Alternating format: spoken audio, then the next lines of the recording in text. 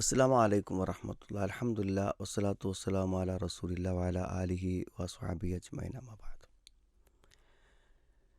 ചില രക്ഷിതാക്കൾക്കൊന്നും ഇപ്പോഴും ഒരു നമ്മുടെ കുട്ടികളിൽ ഒരു ധാർമ്മികത മതബോധം ഉണ്ടാവേണ്ടതിൻ്റെ ആവശ്യകതയും അനിവാര്യതയും പല രക്ഷിതാക്കൾക്കും ഇപ്പോഴും എന്ത് ചെയ്തിട്ടില്ല, മനസ്സിലായിട്ടില്ല എന്നുള്ള.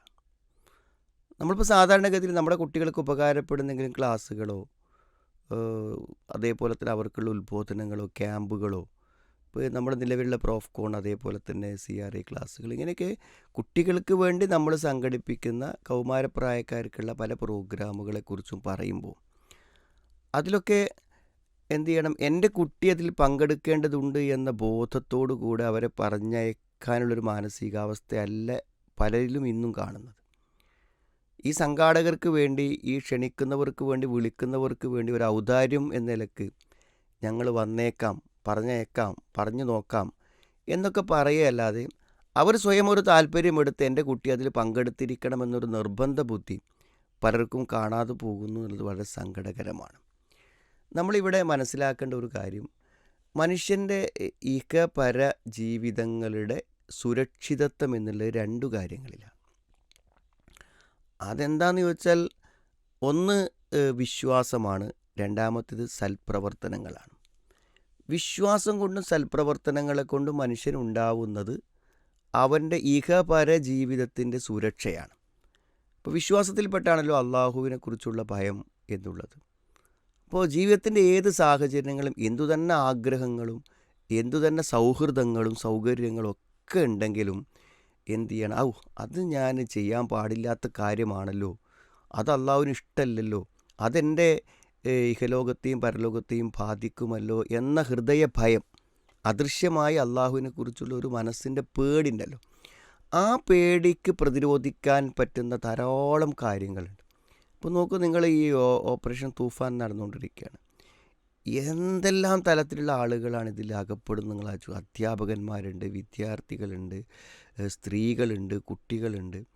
അപ്പോൾ ഇത്തരത്തിൽ ലഹരി എന്ന് പറയുന്ന മാരകമായ ഈ തിന്മയുമായി ഞാൻ സഹകരിക്കാൻ പറ്റില്ല എന്ന ഒരു ബോധം, ഇതൊന്നും ആരും പിടിക്കപ്പെടില്ല, രഹസ്യമായി നടക്കും, നല്ല പണമാണ്, നല്ല വരുമാനമാണ് എന്നതിലുപരി ഇതെൻ്റെ വിശ്വാസത്തിനെതിരാണ് എന്ന നിലക്ക് എന്തു ചെയ്യാം, ഇതിൽ നിന്ന് മാറി നിൽക്കാനുള്ളൊരു മനസ്സ് ഉണ്ടാവാതിരുന്നാൽ എന്തായിരിക്കും നമ്മുടെ കുട്ടികളുടെ ഭാവി എന്ന് നമ്മൾ ആലോചിക്കുക. അതേമാതിരി സൽക്കർമ്മങ്ങൾ ഏതൊരു നന്മ കൊണ്ടും മനുഷ്യൻ, അതായത് അത് ഹിസ്നുൻ ഹസീന, നമ്മളെ പ്രതിരോധിക്കുന്ന ഒരു ഭയങ്കര കോട്ടയാണ് ശരിക്ക് വിശ്വാസവും സൽക്കർമ്മവും എന്ന് പറഞ്ഞാൽ. അപ്പോൾ ഈ ബോധം നമ്മുടെ കുട്ടികൾക്ക് നൽകേണ്ടതുണ്ട് എന്നാണ്. ഇതില്ലാത്തതിൻ്റെ ദുരന്തം എത്ര വലുതാണെന്ന് ചിന്തിക്കാൻ നമുക്ക് എത്രയോ ഉദാഹരണങ്ങൾ, ജീവിക്കുന്ന ഉദാഹരണങ്ങൾ നമ്മുടെ മുന്നിലുണ്ട്.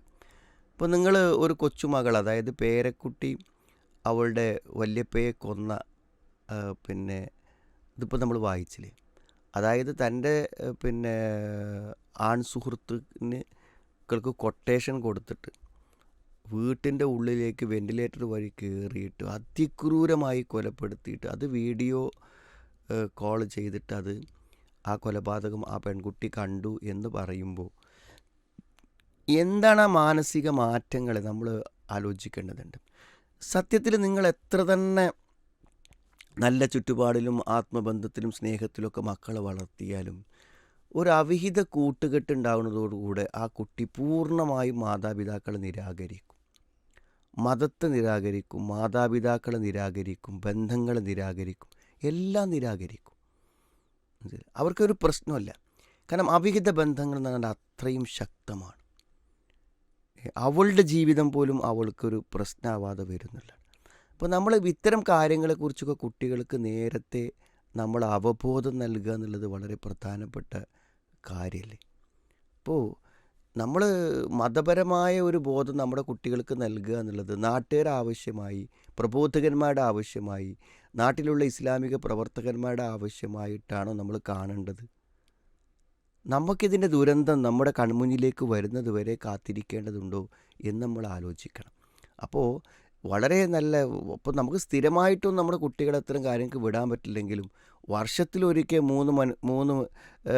പിന്നെ 3 ദിവസങ്ങൾ ഉണ്ടാകുന്നൊരു പ്രോഗ്രാമിൽ അത് വാഹനം, ഭക്ഷണം എല്ലാം ഫ്രീ ആയിട്ട് കിട്ടുന്നു. ഏറ്റവും സ്റ്റാൻഡേർഡ് ആയിട്ടുള്ള പരിപാടികൾ, നല്ല താമസ സൗകര്യങ്ങൾ, അവരെ ജീവിതത്തിനെ മാറ്റുന്ന പ്രോഗ്രാമുകൾ, ഇതിലൊക്കെ നമ്മുടെ കുട്ടികളെ ബോധപൂർവം പങ്കെടുപ്പിക്കണം എന്ന് എന്തുകൊണ്ട് മാതാപിതാക്കൾ ആഗ്രഹിക്കുന്നില്ല എന്നുള്ളത് വളരെ പ്രസക്തമായിട്ടുള്ള ഒരു ചോദ്യമാണ്.